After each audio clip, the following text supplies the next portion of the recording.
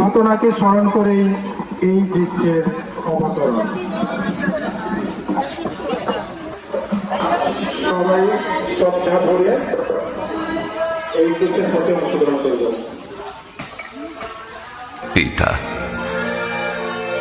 যদি তোমার ইচ্ছা হয় পিতা, এই পানপাত্র আমার থেকে সরিয়ে নাও, তবু আমার ইচ্ছা নয়, তোমার ইচ্ছাই পূর্ণ হোক। তোমাদের বললাম আমি সেই। এই কথা শোনা মাত্র শত্রুদের সকলে পিছিয়ে আবার মাটিতে লুটিয়ে পড়ল। সবাই সঙ্গে সঙ্গে উঠে দাঁড়ালো। আর সেই 12 জন শিষ্যের একজন ইস্করিয়তীয় যিহুদার অন্তরে শয়তানের কাজ শুরু হলো। যিশুর বিরুদ্ধে চক্রান্তে সেও সামিল হয়ে পড়ল।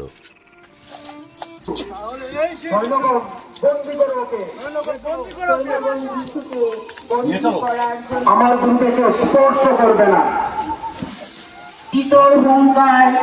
মাত্র 30টি রৌপ্য মুদ্রার বিনিময়ে ইস্করিয়তীয় যিহুদা বিশ্বাসঘাতকতা করল।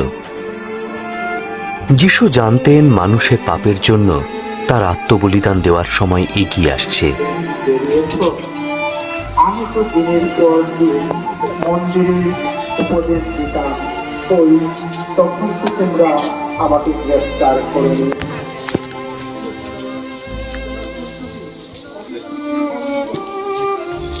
আদেশ পাওয়া মাত্র সৈন্যগণ জনতা যিশুর উপর ঝাঁপিয়ে পড়তেই পিতর ও অন্যান্য শিষ্যদের সঙ্গে তলোয়ার ও লাঠি দিয়ে কেহ কেহ হাতাহাতি, বর্ষা ও লাঠি দ্বারা বৈষয়ী করে এক প্রকার যুদ্ধ হয়ে গেল। পিতর হাতাহাতি করে একজনকে ঘায়েল করে ফেলা হয়েছে, হাতে ও কোমরে বাঁধা হয়েছে।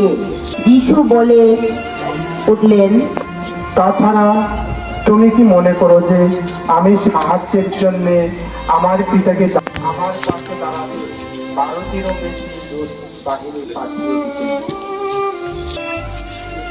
দেওয়ার সময় নয় তোমার কথা শুনতে। এদিকে যিশুর হাত থেকে নিষ্কৃতি লাভের উপায় খুঁজে বের করতে ধর্মগুরুদের বৈঠক বসল। অগত্যা পিলাত তাদের দাবি অনুযায়ী সেই বারাব্বাসকে মুক্তি দিলেন, যে নরহত্যা এবং দাঙ্গা হাঙ্গামার জন্য বন্দী হয়েছিল।